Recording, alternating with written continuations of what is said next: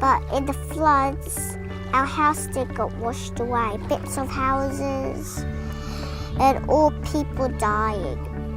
My brother went under the water and my sister got him. Even if the flood didn't start to happening, I still was scared. Because every time I look at water, I get really scared. It's knocked us right back, and my wife gave us a big cry next morning when where we lived, and the tree and the animal was, destroyed. Not being able to get out to my family during the floods, it was a bit harrowing, but I got through it, and it was interesting to see how high the water actually came.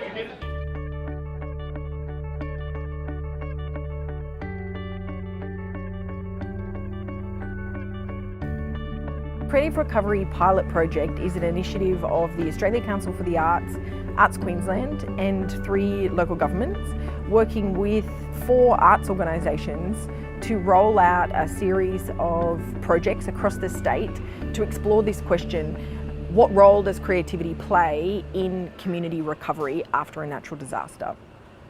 So when people are doing their disaster recovery plans at the national, state, regional and then local levels, that arts and culture would find that, would be incorporated in them.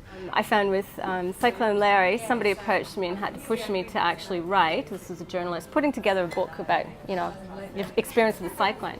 I didn't want to do it at first, and then I finally did it, and I found it so cathartic. It really brought that emotion out, and you dealt with it. It was on paper, and you could move on. I was a bit unsure whether to open. I sort of asked the other shops. Within that afternoon, that few hours of the afternoon, I had people coming in, and I sold 3 guitars that day. And so it just shows me that people, they had no power, they had no television, they had nothing to do. And so let's go get a guitar and let's have a jam and play music.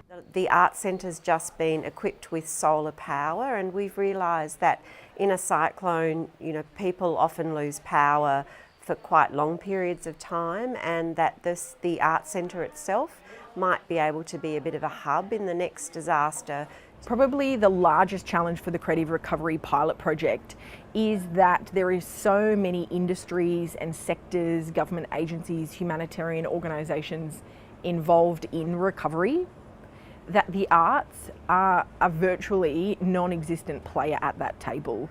I think there's a key role for artists in recovery and in building resilience, but I think there's also a but in there as well, and it needs to be in the most appropriate way. That in recovery people kind of close in and start to protect each other, then to come in as an outsider is even that, it's a little bit more difficult. It's a more vulnerable place from both sides.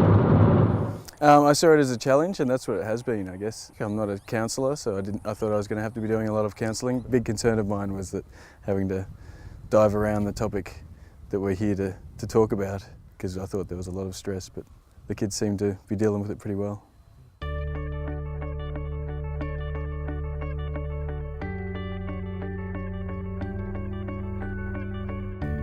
And maybe a lot of the adults or people higher up, say, don't actually realise how much young people are affected. We started with the term, what is resilience? Resilience is, standing up for what you believe in, even in times of doubt. You think huge, you think strong, you're going to be strong. Keep going, get up, keep going, no matter how much you kicked in the guts. You just got to think like you're awesome, man. Think like Batman. We wrote down on pieces of paper what we thought resilience meant. So compiling lines of poetry or just lines of thought, which we thought would look good, projected on buildings around the top of town. And this is for the Ipswich Festival. It's like an arts expo where you can vote on what art project you want to participate in, but you get to try before you buy. Yeah, we voted for the felting because we're both into sewing and making stuff. Yeah, fibre. Now, did you get a ball to register? Yeah, it's in there. Excellent. nature goes through and destroys everything, what comes through is new growth. And like that's a creative force. So it's kind of in people I've seen in the town of Ipswich, where it's my new village, this kind of creative resourcefulness. I really wanted to join a choir in Mission Beach, but there was no choir. And there's lots of people who would like to sing. And so through the Cassowary Coast Council and Arts Recovery Corps, got grants together, got the backing to provide the money to train choir leaders. So hopefully out of this we may get 1, 2, 3, 4 choirs going, I don't know. We've got to wait and see. There's a young girl who I took along and her partner picked her up afterwards and he said, "What are you so happy about?" And she said, "You know, have you been drinking?" She said, "No, I've been singing," you know, and it is, you know, it's this joyful expression of life, God, whatever, you know. It is strengthening the community bonds because it's networking. You feel good and you spread that joy around a little bit, you know, and that's great. Find a space to work in and you've got 2 minutes. 2 minutes. Be creative. So by the end of today, students will have the options to continue or not. And if they want to continue, then we'll be doing a 6-week series of workshops in Laidley and in Ipswich. And using visual arts, theatre, some dance, which we're not too good at, interpretive stuff. Yeah. So this session, for this next hour and a half, that's what we're kind of going to be thinking about, is random acts of kindness and how we... Is that what we're going to be doing? Yeah, how we can be in charge of the way that we make other people feel. I enjoyed making the necklace and the card because it actually made me feel happy for my mum because she's confined to a wheelchair.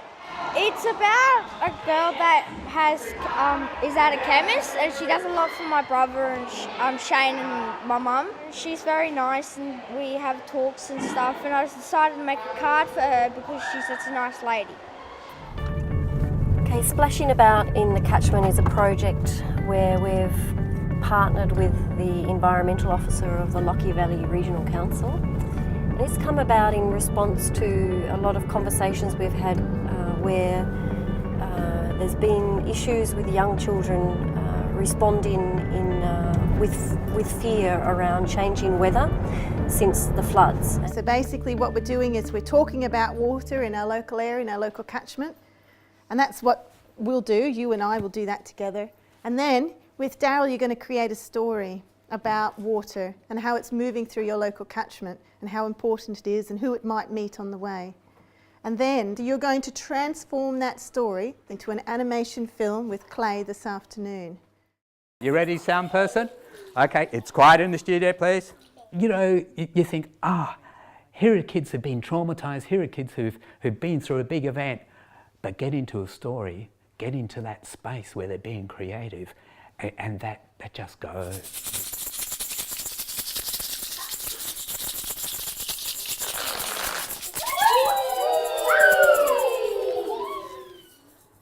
It's one of the nice things about this creative process is that they now start relating the creek to something creative. It's because they're helping to create the story and tell the story, it gives them an element of being in charge. And I think that's empowering. I think that's part of healing.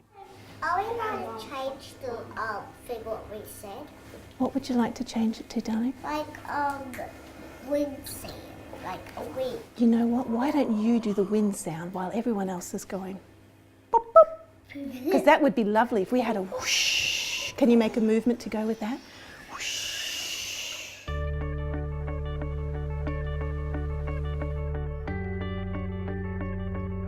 So the Tree of Happiness project was to try and address the issue or the gap of support and services that has been identified locally but also in terms of international research around the 0 to 6-year-old children. Because they don't attend school, because they're not of an age where people are generally engaging with them, they're often forgotten in service and response. We worked with 2 local childcare centres in the Lockyer Valley. A local artist, came into the two childcare centres and worked with the young people to create a sculpture, and the sculpture was around what was their understanding of happiness. I think it is a very important way to connect with the children, and I would hope with this project that hopefully parents take this away also with them, that they can actually do something creative with the children in times of difficulty, like those floods. It was good to actually have that opportunity to talk to them about things like that, instigating the conversation rather than waiting for them to bring it to us. You know, the experiences that we see out of this project are really encouraging. In this particular case, dealing with children, this is yet another side of their lives which can be improved, and they can be supported, and they can help to move ahead in what is a very difficult time. To get over the fact that Yasi come and go, so the only way you can express yourself is making stuff like this. Yeah, for me anyway. Yeah, I did some work as well, some photography work. I could just see that Deb had such an enthusiasm and great eye for photography. I thought it'd be great to do a project with her. The best outcome of all of this is just putting it all together and seeing it all displayed right in front of you. Yeah, it's the first for me. And different stories from the elders saying that sometimes the cyclone's good to go through because it's just the natural process. It reveals what was always there, so it gives people another chance to look at things. All the fathers that we got here pretty much tell the story of each and every individual that we photograph. Claude is the chairman of the, you'd know he's the chairman of Gerrigan. Of Gerrigan, of the Gerrigan Aboriginal Corporation. Yeah. So that's his country. So that's his country, like part of his country, the lagoon.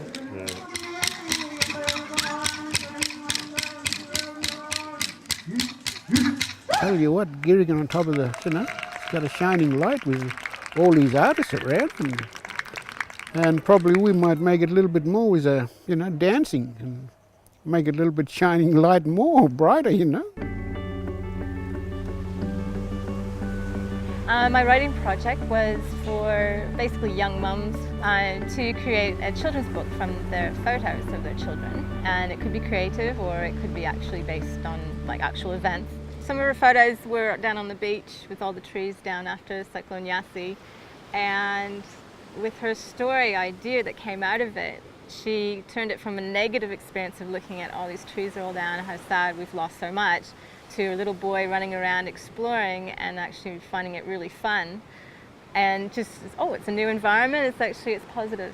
So we've had a session of about four different sessions, and the idea is how to self-publish online and put these photos into book form and have a book for your kids at the end of it. The Come Together program phase 1 was a 15-week pilot program, and it was aimed at bringing the community together after a disaster and providing workshops, sessions and an informal setting for people to come and meet each other, maybe learn a new skill.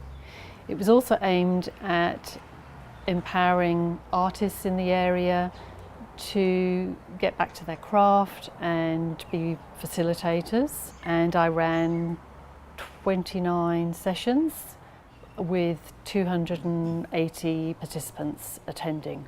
Yeah, the National Creative Recovery Forum was held in Gatton, which is one of the larger towns of the Lockyer Valley, and we had representation from almost all of the states and territories of Australia. We've managed to sort of frame a strategy which we will work together towards that will have a national perspective but can be applied at a very local level with local community members and artists in their own community. So I think I need to digest and see how we can incorporate some of the learnings in the work that we're doing in Western Australia. I just think it's an essential thing to do, and you see it all over Australia in different ways.